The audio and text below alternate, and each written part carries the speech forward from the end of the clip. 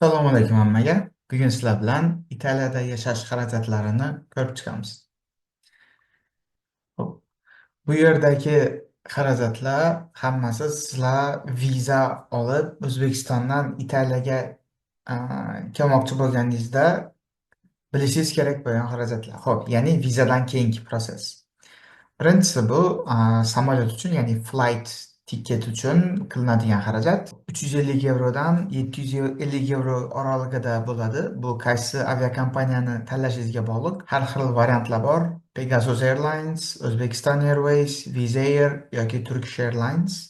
Buni o'zingiz tekshirsangiz bo'ladi saytlar orqali. Ikkinchisi, Italiyaga kelib tushganingizdan siz olishingiz kerak bo'lgan narsa bu kit.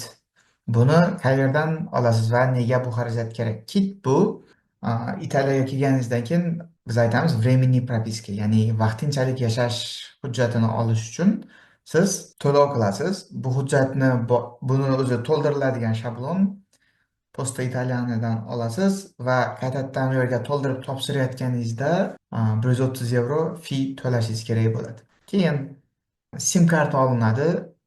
Maslahat beraman, aeroportni o'zidan sim karta olmaslikni. Agar sizni kutib oladigan odam bo'lsa, chunki aeroportda qimmat bo'ladi.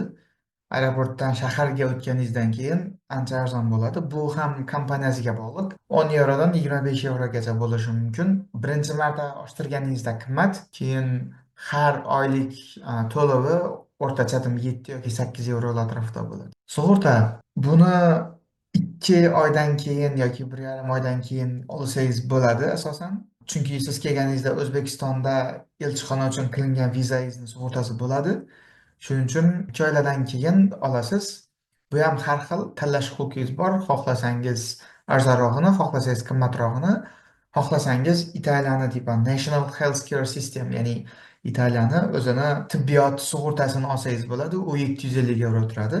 Lekin uning ichiga deyarli hamma narsa kiradi. Keyin asosiy xarajatlar boshlanadi. Bu depozit. Bu haqida alohida video qilganman. Siz uni o'tib ko'rishingiz mumkin. Bu ham regionga bog'liq. Janubda ozroq depozit so'rashadi, shimolda ko'proq.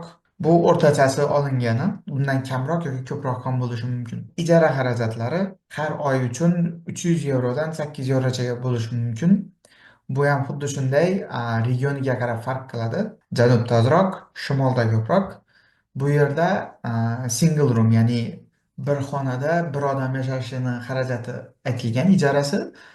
Vaholanki u ikki odam bilan yashasangiz, misol uchun bitta xonada double room bo'ladigan bo'lsa, yanada ozroq bo'lishi mumkin sizni to'lovingiz. Misol uchun 300 yevrodan emas, 250 dan boshlanishi mumkin, bo'lmasa 200 dan boshlanishi mumkin. Maksimum to'lashingiz mumkin. Misol uchun shimolda eng qimmat bo'lishi mumkin. U 600 yoki 700 yevrogacha, 800 bo'lmaydi. Keyin oziq-ovqat. Bu ham xuddi shunday, regionga qarab farq qiladi. Bir oylik o'rtacha 80 yevrodan 160 yevrogacha. Endi bu yerda yana hisobga olish kerak, agar siz qaysi turdagi scholarshipni yutgansiz.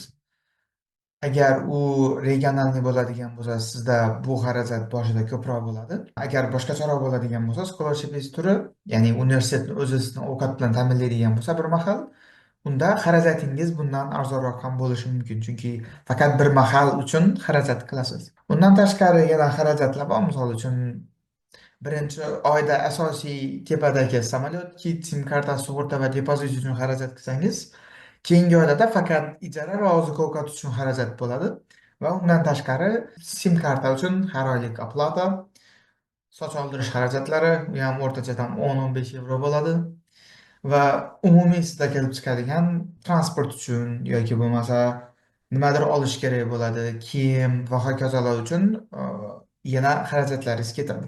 Bu o'rtacha olingani hammasi va hamma ko'rsatkichlar yevroda hisoblangan. Qanaqa savollaringiz bo'lsa, kommentariyada yozinglar. Yoqqan bo'lsa like bosamiz va o'rtoqlaringizga jo'natib qo'yinglar. Rahmat.